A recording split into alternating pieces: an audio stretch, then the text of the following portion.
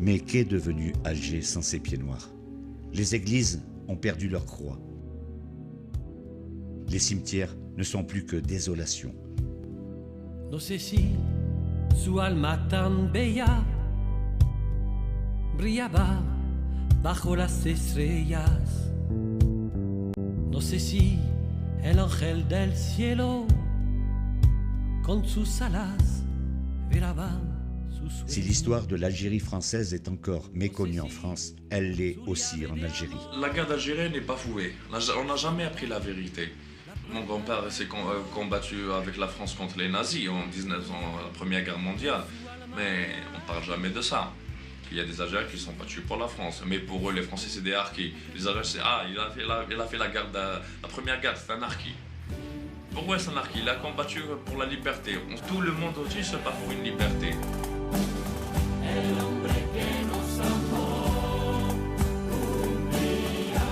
À chaque coin de rue, tu trouves un policier. Alors si vous montez à Hidra ou à El Golf ou à El Bia, vous trouvez que fils de militaires ou militaires qui tiennent des ranges avec 2 hectares, 3 hectares de terrain. Et le peuple algérien vit dans des bidonvilles, crève la faim et crève la dalle, c'est ça, crève la dalle.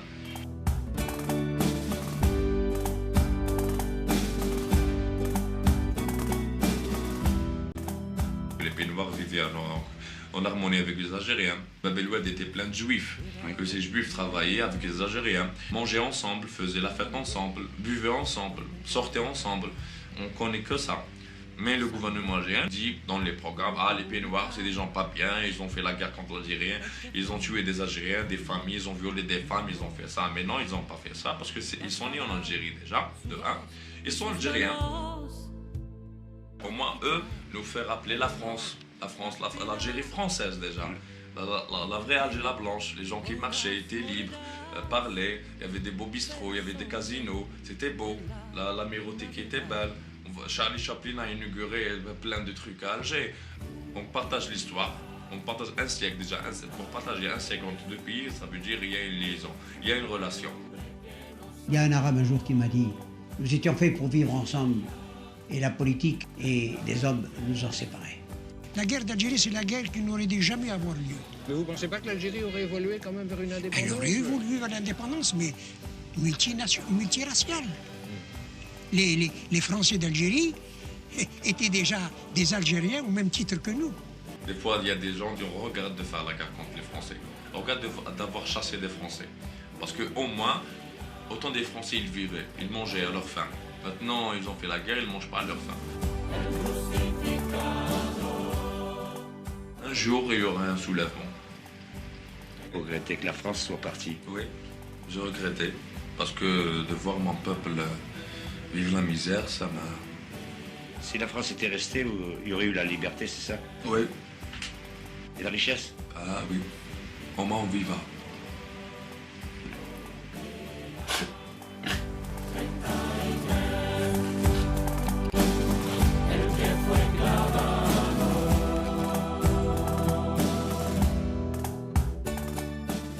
L'Algérie, c'est un autre pays. Je serais consolé de l'avoir perdu s'il était heureux aujourd'hui. Depuis que nous sommes partis, ils n'ont rien fait.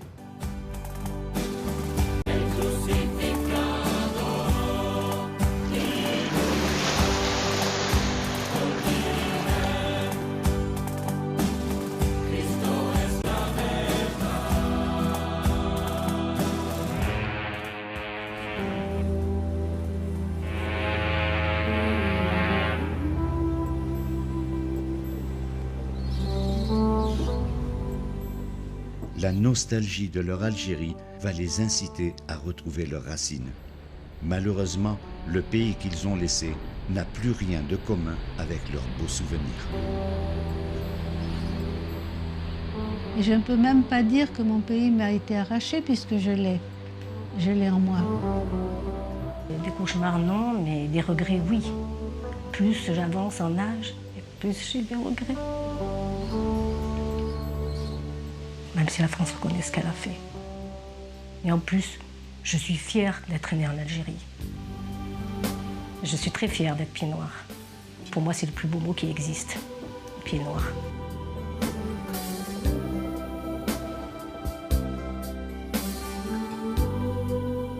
Pour moi, maintenant, l'Algérie, c'est plus mon pays, c'est l'Algérie de maintenant.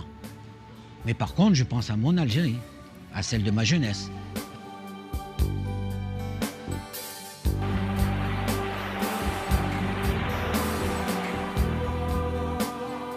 L'Algérie a été pour moi cruelle parce que d'abord j'ai perdu mon pays, j'ai perdu mon mari et j'ai perdu ma mère.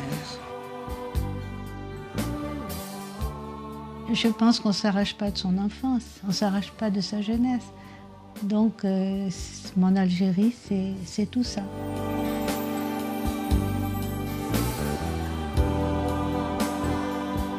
J'avais une très grande amitié avec les Arabes, très très grande. C'était des gens bien.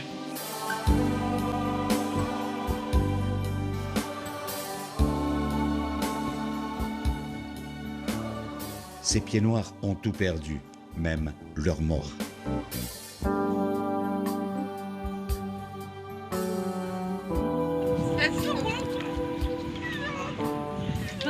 Ça c'est pas de l'entretien, ça. Ça, c'est un massacre qu'ils ont fait. C'est un massacre qu'ils ont fait.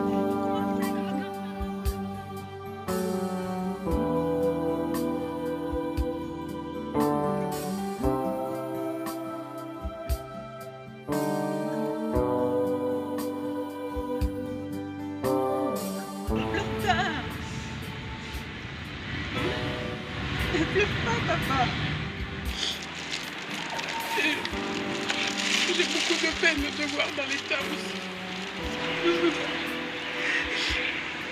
J'aurais voulu tout ramener avec moi pour dire de ne pas les laisser ici.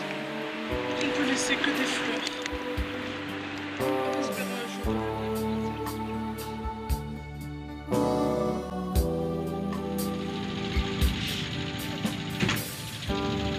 On ne peut quitter son pays sans aller revoir sans doute pour une dernière fois la maison de son enfance. Bonjour. Anne. C'est Madame Amour.